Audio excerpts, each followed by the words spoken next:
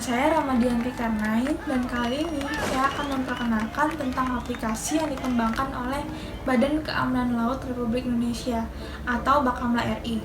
Aplikasi ini bernama Indonesian Maritime Information Center atau biasa disebut dengan IMIC. Maksud dan tujuan dikembangkannya IMIC adalah sebagai pusat informasi maritim Indonesia. IMIC dikembangkan dengan mempertimbangkan lembaga penegakan hukum maritim serta pengguna perairan Indonesia. Oleh karena itu, tujuan IMIC adalah sebagai berikut. 1.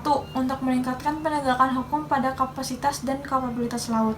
Yang kedua, untuk memberikan dukungan informasi kepada pemangku kepentingan. Yang ketiga, untuk mengkonfirmasi laporan dari Badan Informasi Daerah. Yang keempat, untuk meningkatkan kesadaran domain maritim, dan yang kelima adalah untuk mendukung pembentukan penangkal maritim di perairan Indonesia. IMIC dibuat pada awal tahun 2020 dan diresmikan pada tanggal 22 Juli 2020. Pengembangan IMIC dilakukan setiap hari berdasarkan laporan-laporan dari masyarakat. IMIC dikembangkan sesuai dengan kebutuhan para penggunanya. Penggunanya adalah seluruh masyarakat maritim, baik Indonesia maupun yang menggunakan perairan Indonesia. Bakamla RI mempunyai tugas pokok dan fungsi melakukan patroli keamanan laut dan keselamatan laut di wilayah perairan dan wilayah yurisdiksi Indonesia. Badan Keamanan Laut Republik Indonesia atau disingkat Bakamla RI merupakan lembaga pemerintah non-kementerian yang dibentuk pada tanggal 15 Desember 2014 berdasarkan UU Nomor 32 Tahun 2014 tentang Kelautan dan Perpres Nomor 178 Tahun 2014. Bakamla RI dipimpin oleh seorang kepala yang bertanggung jawab langsung kepada Presiden RI. Dalam pembentukannya, Bakamla RI dulunya merupakan lembaga pemerintahan non-struktural bernama Bakorakamla di bawah Kementerian Koordinasi Bidang Politik, Hukum, dan Keamanan. Bakamla RI mempunyai tugas pokok dan fungsi melakukan patroli keamanan dan keselamatan laut di wilayah perairan dan wilayah yurisdiksi Indonesia. Terdapat sekitar 13 pemangku kepentingan maritim di Indonesia dengan tingkat kewenangan tertentu untuk menegakkan hukum di laut, menambah kompleksitas situasi maritim domestik. Masing-masing instansi ini termasuk TNI AL, Polri, Bakamla, dan Kementerian memiliki pusat komando dan kontrol dan informasi sendiri. Namun demikian, tidak satupun dari lembaga pemerintah tersebut yang dapat memberikan gambaran nasional yang komprehensif dan holistik tentang keadaan dan keamanan dan keselamatan maritim Indonesia karena data, informasi, dan analisis yang tersedia dari pemangku kepentingan tidak digabungkan oleh satu pusat informasi tingkat nasional. Bakamla atau Indonesian Coast Guard memahami pentingnya pengumpulan dan berbagi informasi di tingkat nasional sejak didirikan berdasarkan Pasal 59 Ayat 3 UU Nomor 32 Tahun 2014 tentang laut adalah untuk menegakkan hukum di wilayah perairan dan wilayah yurisdiksi, terutama dalam melaksanakan patroli keamanan dan keselamatan di wilayah perairan dan wilayah yurisdiksi Indonesia. Dengan tanggung jawab tersebut di atas dan kebutuhan untuk berkoordinasi dengan instansi dan kementerian terkait, pengumpulan dan berbagi informasi menjadi sangat penting bagi Indonesian Coast Guard. Oleh karena itu, pusat informasi tidak hanya akan mengumpulkan dan menganalisis, tetapi juga akan menyebarluaskan informasi dan analisis kepada para pemangku kepentingan, baik dimanapun, di dalam maupun luar negeri.